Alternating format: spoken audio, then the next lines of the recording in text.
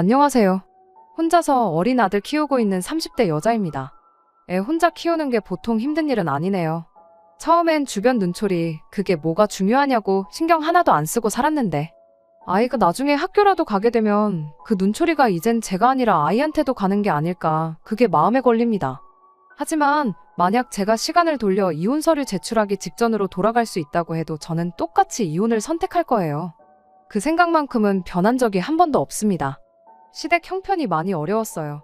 먹고 사는데 문제가 있는 정도는 아니었지만 하루 벌어 하루 먹고 산다고 해도 과언이 아닐 정도로 경제적으로 여유가 있는 편도 아니었습니다. 그에 반해 저희 집은 형편이 썩 나쁘지는 않았어요. 저희 할머니께서 과거의 시장에서 장사를 하셨는데 그때 만진 돈으로 건드린 투자들이 결과가 다 좋았었다네요.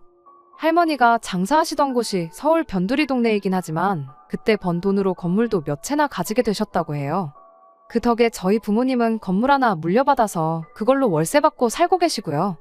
아무리 사돈지간일지라도 며느리네 집에 돈이 있으면 좋은 거 아닌가 싶었는데 왜인지 모르게 시어머니는 저에게 도통 곁을 내어주지 않았습니다. 그럴 거면 차라리 관심도 주지 마시지. 못 살게 굴기는 또 너무 못 살게 구셨어요.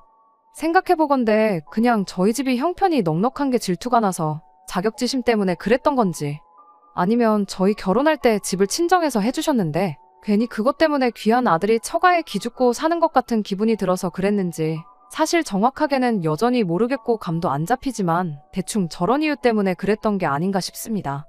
하지만 저는 그런 시어머니의 억지를 다 받아줬어요. 남편이 중간 역할 잘해줬다면 더할 나위 없이 고마웠겠지만 괜히 애매하게 남편이 나섰다간 시어머니가 아예 대놓고 남편을 얼마나 휘어잡고 사냐고 눈치를 주고 더 크게 화를 내셨다 보니 오히려 역효과만 나는 상황이었습니다. 그래서 결국 제가 참는 쪽으로 항상 회피를 했던 거예요. 아무리 저를 못 살게 굴고 그래도 다른 사람도 아니고 남편의 어머니잖아요. 저랑 시어머니 사이가 안 좋으면 중간에서 가장 난처할 사람은 다른 사람이 아니라 제 남편이었을 테니 괜히 고부간의 문제를 가지고 집까지 끌어들여서 남편하고도 사이가 나빠지지는 말자는 생각이었죠. 꼴불견 시짜짓이란 시짜짓은 다 골라서 하시던 분이 저희 시어머니였습니다. 집이 그렇게 먼 것도 아닌데 그놈의 안부 전화는 매일같이 받아야 하는 분이셨죠. 시댁에도 달에 한 번씩은 찾아뵙는 시기였는데 저희가 시댁에 오는 날이면 날마다 뭐 없는 일거리도 찾아서 만들어 놓으시고 그랬어요.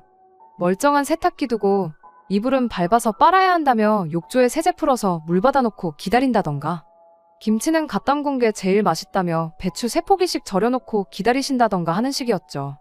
한 번은 이웃분들 만두 좀 해드려야겠다고 만두만 300개 넘게 빚은 적도 있었죠.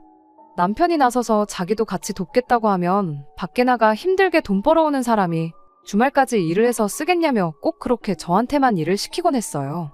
저희가 맞벌이이긴 했지만 저는 아이가 태어나고 나서부터는 육아를 이유로 재택근무를 시작했거든요. 집에서 일을 하는 게 시어머니 눈에는 편하게 돈을 번다고 여겼던 거죠. 물론 집에서 일하는 게 매일같이 회사 출퇴근하는 것과 비교하면 체력적으로는 조금 더 편한 건 사실입니다만 저는 아이 돌보면서 제 일까지 해야 했으니 따지고 보면 재택근무라고 해서 무조건 더 편한 게 아니었거든요. 말씀드렸다시피 남편이 중간 역할을 하려고 나설 때면 시어머니는 저뿐만 아니라 남편한테도 불같이 화를 냈다 보니 그날은 하루 종일 시댁에서 전쟁을 치르고 오는 느낌이었습니다. 오히려 남편이 어중간하게 돕겠다고 나서면 나서는 대로 저는 더 피곤했고 분쟁만 더 커지는 시기라서 그냥 제가 혼자서 속으로 눌러 참고 견뎌냈어요. 그때 결혼 초반이기도 했고 시어머니도 저희 아이를 손주라고 엄청 이뻐해 주시긴 했었거든요. 아마도 그때가 결혼 생활 중 시어머니와 가장 가깝게 지내던 유일한 순간이었을 거예요. 아무튼 한 달 남짓밖에 안 되는 짧은 시간이었지만 시어머니와 잘 지냈었던 기억도 잠깐이나마 있었기에 저만 잘한다면 언젠가는 이런 시어머니와의 관계가 개선되리라 굳게 믿고 그렇게 하루하루 버티고 있었습니다. 하지만 날이 갈수록 상황은 악화되기만 했지 좋아지는 기색이 보이질 않았어요. 그나마 회사 때문에 혼자 나가 살던 신우가 이직을 이유로 시댁에 다시 들어와서 살게 되었는데 그나마 신우가 알게 모르게 제 편을 들어줘서 시집살이의 난이도가 조금씩 줄어드는 게 희망이라면 희망이었죠. 시어머니가 저한테 굳은 일을 시킬 때면 신우가 나서서 시어머니를 말려줬거든요. 나도 언젠가 결혼해서 남의 집 며느리가 될 텐데 시댁 올 때마다 시어머니가 이렇게 고생시킨다고 생각해보라며 일 시키는 시어머니를 뜯어말려주곤 했어요. 덕분에 시어머니가 준비하는 강제노동의 강도가 조금 줄어들기는 했습니다. 하지만 우리 시어머니를 누가 이기겠어요. 일의 강도가 약해졌을 뿐이지 저 올 때마다 온갖 귀찮은 일은 일대로 준비해서 다 저한테 시키고는 했습니다. 언젠간 나아지겠지라는 생각으로 몇 년을 버텼는데 남편이 나서도 신우가 나서도 나아지는 게 하나도 없었다 보니 저도 생각을 달리 하게 되었어요. 제가 이렇게까지 해서 시어머니와 잘 지내게 된다고 한들 얻는 게 뭐가 있겠나 싶었던 거죠. 자식들이 그렇게 말해도 그렇게 고집을 부리시는 분인데 제가 군소리 없이 시댁에서 시집살이를 견뎌낸다고 한들 나아질 관계였다면 진작에 나아졌겠지 싶더라고요. 그런 생각을 갖게 된 이후부터는 시어머니가 전화로 저한테 욕짓거리를 하던 말던 안부 연락도 손을 놓아버렸어요. 한 달에 한 번 시댁에 가던 것도 남편만 혼자 보내기 시작했고요. 저는 이따금씩 한 번 정도 같이 다녀올 생각이었습니다. 남들 하는 만큼만 하자 이런 생각이었죠. 그렇게 2달 정도 남편만 혼자 시댁에 보냈을까. 하루는 아침에 남편 출근시키고 나서 아침 운동을 하려고 요가 매트 깔아놓고 이런저런 준비를 하고 있었던 때였어요. 갑자기 누군가가 문을 주먹으로 쾅쾅 두들기더라고요. 문 열어라 하면서 호통을 치는데 시어머니의 목소리였습니다. 남편 직장 특성상 출근 시간이 들쭉날쭉한 편이에요. 그런데 남편이 출근하고 딱 5분 정도 지나서 저러는 걸 보니 밖에서 아들 출근하는 거 기다렸다가 나가는 거 확인하고 저 혼자 집에 있는 거 알고 나서 찾아온 건가 싶더라고요. 저야 출근하는 게 아니다 보니 집에 있다는 건 당연히 알고 오셨을 테고요. 그렇다고 이웃분들 눈치도 있고 저렇게 두면 언제까지고 계속 문을 두드릴 텐데 민폐 끼치기 싫어서 그냥 문을 열어드렸습니다. 시어머니는 집에 들어오자마자 누가 보면 제 머리채라도 곧바로 낚아챌기새로 성큼성큼 들어오더군요. 제가 운동하려고 준비해놓은 걸 보고는 아주 팔자가 편하다고 하면서 다짜고짜 저한테 너는 어른 알기를 얼마나 우습게 알길래 이렇게 얼굴 보기가 힘드냐. 너, 네 부모한테도 그렇게 하느냐 하면서 집에서 뭘 가르쳐서 시집을 보냈길래 어른을 이렇게 푸대접을 할 수가 있느냐며 고래고래 소리를 지르더군요. 그날 저도 인내심의 한계를 느껴서 지지 않고 시어머니한테 한마디 했어요. 그간 제가 어머님한테 못한 게 뭐가 있다고 이러시냐고요. 할 말도 없어서 그냥 끊는 게 일인 안부 전화도 매일같이 드렸고 억지로 시키는 온갖 자비할 때도 싫은 소리 한 번 안 하고 묵묵히 다 하지 않았느냐고요.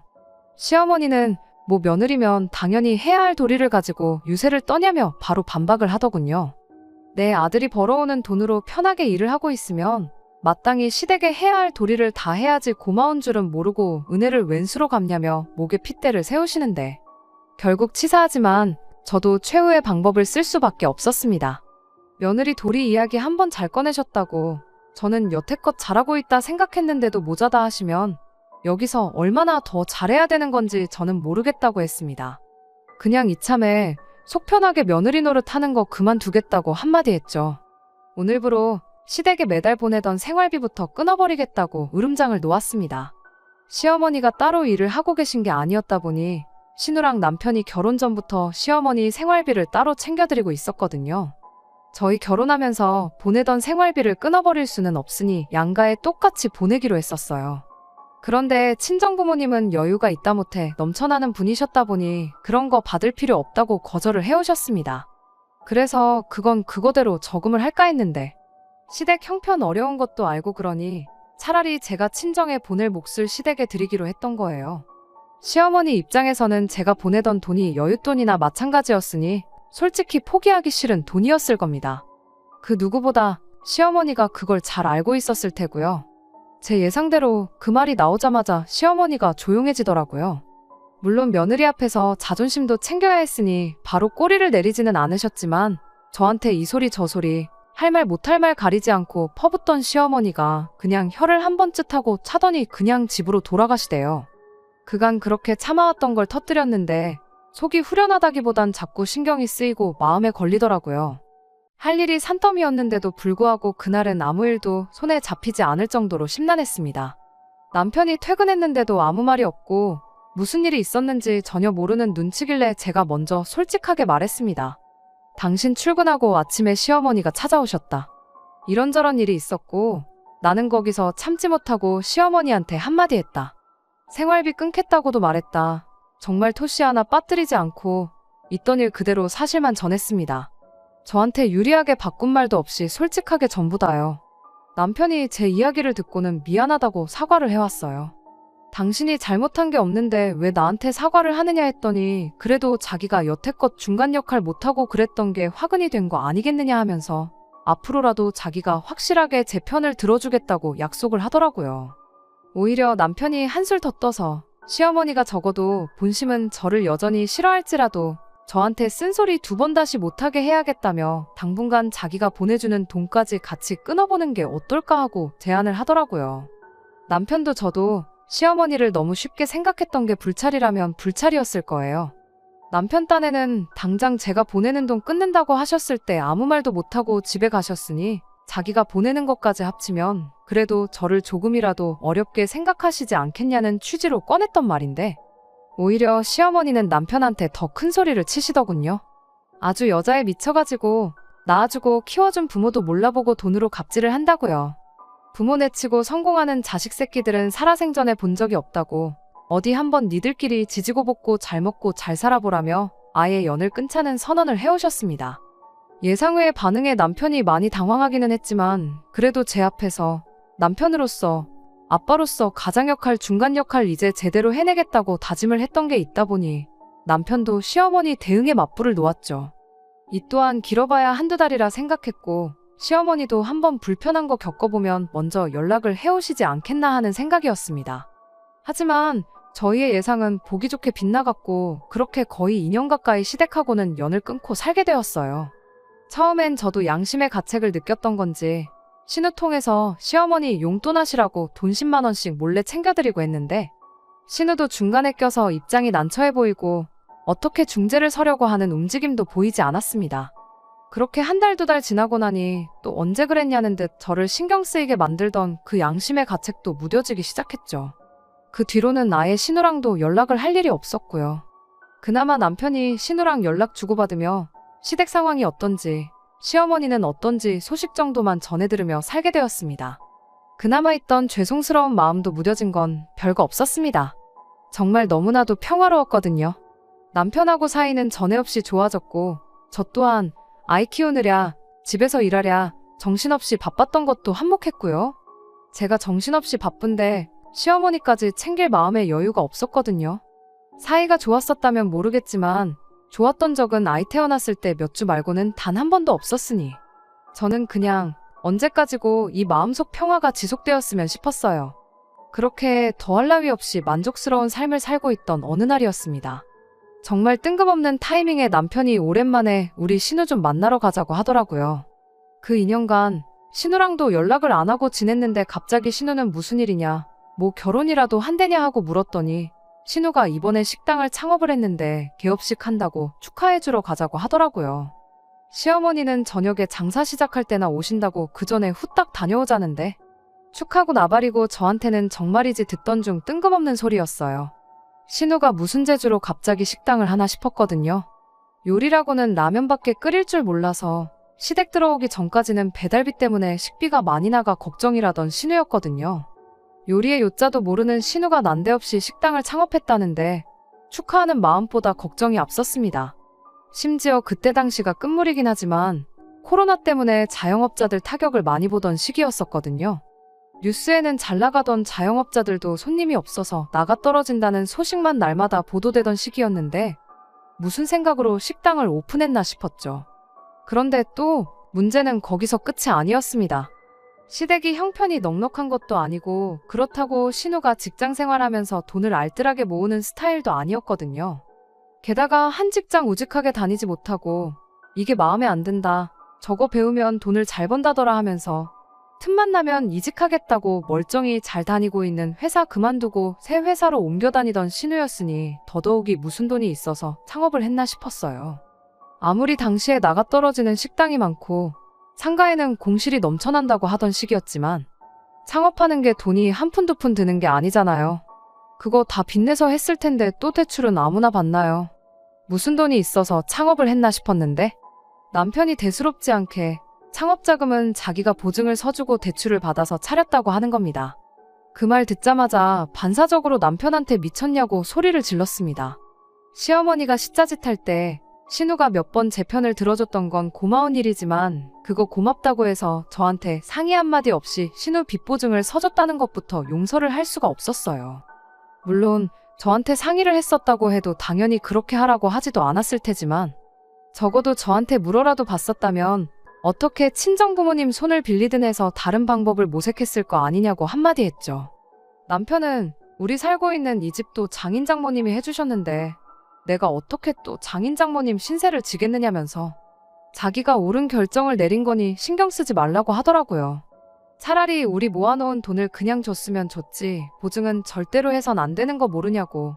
시누이라서가 아니라 우리 친정에서 보증을 서달라고 했어도 당연히 거절하는 게 보증이라고 당신 제정신이냐고 몇 번을 더 따졌어요. 남편은 끝까지 저한테 걱정하지 말라면서 낙관적인 태도를 보이더군요. 코로나도 거의 끝물이지 않냐. 원래 그 자리가 한 달에 억대 매출을 올리던 자리였다더라 하면서 자리가 엄청 좋은 자리니 신우도 앞으로 떼돈 벌 일만 남았다고 걱정을 붙들어 매라는 겁니다. 물론 잘 되면야 좋은 거지만 그 근거 없는 확신이 더 무서웠어요. 한 달에 억대 매출을 올리던 자리였다면 왜 그 자리가 공실이 나 있던 건가 생각은 안 해본 건지. 생각한 대로 이루어지면 이 세상에 망하는 사람이 어디 있겠어요. 머릿속에서 희망회로만 잔뜩 굴리고 있으니 진짜 봐야 할 건 안 보고 잘 되겠지 하고 넋놓고 있는 꼴을 보니 정말 답답해 미치겠더라고요. 그리고 신우가 무슨 음식을 할 줄 안다고 식당을 하냐고 했더니 그건 걱정 말라면서 음식은 시어머니가 하기로 했다는 이야기까지 해주더라고요. 산 넘어 산처럼 들렸는데 남편은 어떻게든 저한테 자기가 굳게 믿고 있는 맹신을 저한테도 세뇌시키려고 안달이었습니다. 시어머니가 음식을 하고 신우가 경영을 한다는 소리에 정말 억장이 다 무너지는 기분이었어요. 제가 도무지 화를 풀지 않으니 그때 돼서 남편이 감정에 호소를 하기 시작했습니다. 하나뿐인 가족인데 어떻게 모른 척을 하냐고 하면서 지난 2년 동안 우리가 시댁의 생활비를 끊었던 걸 생각해보라더군요. 그동안 신우 혼자 벌어서 시어머니 모시고 산다고 엄청 고생이었다더라. 돈은 돈대로 생활비에 써야 하니 모이질 않고 있고 말은 안 했는데 신우가 처한 상황 때문에 결혼을 전제로 만나던 사람도 있었는데 결혼도 무산이 되었다더라 하면서요.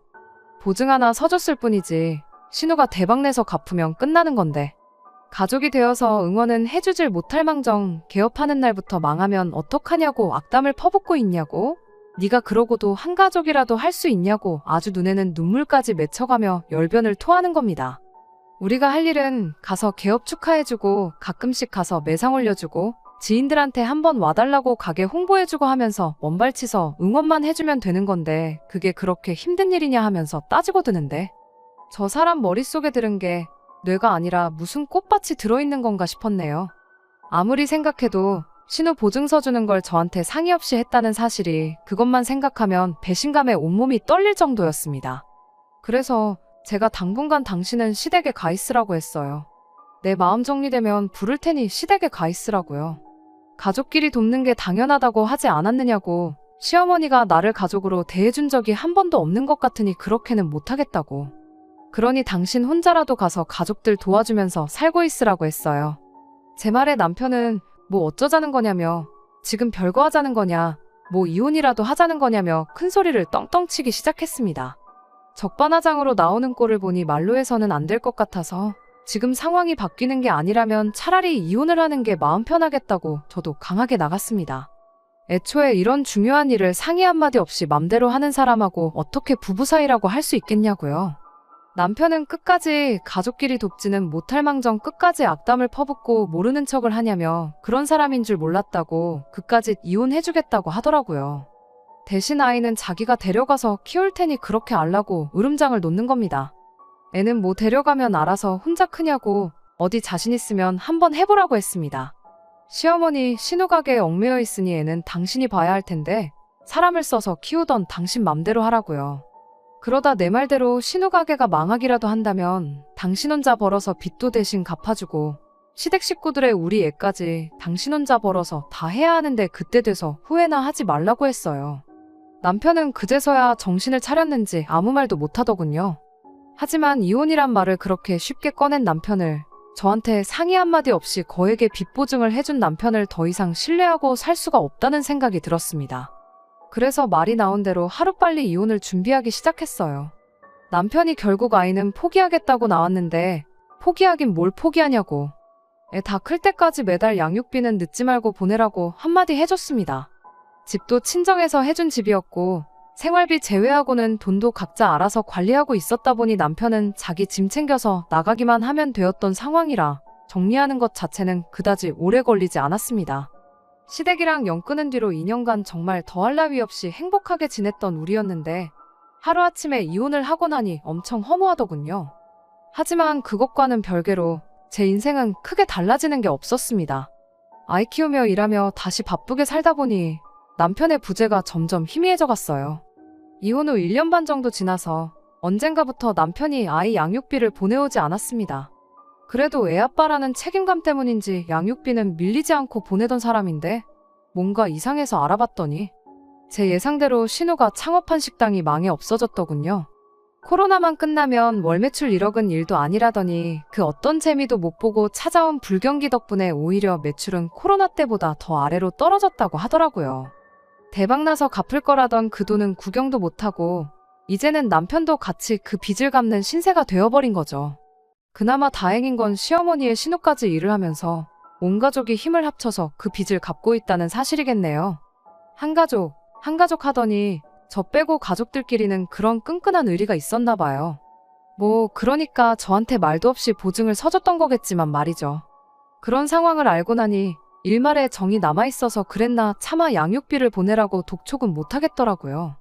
당장 제 벌이만으로도 사는데 모자란 게 하나 없었으니 괜히 양육비 달라고 연락해서 내가 혹시 돈이 모자라서 그러나 하는 느낌도 주기 싫었고요. 셋이서 밤낮 없이 일해서 돈을 갚고 있다고 하는데 빚 다 갚으면 그래도 애아빠인데 어련히 양육비 안 보내주겠나 싶어서 그냥 말을 아꼈죠.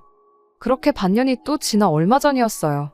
여전히 남편한테서 양육비는 들어오지 않고 있었고 최대한 신경 쓰지 않으려 하고 있었습니다.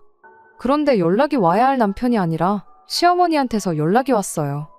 과거에는 안부 전화 먼저 안 하면 세상이 무너질 것처럼 하셨던 분이 웬일로 제 안부를 다 묻더라고요.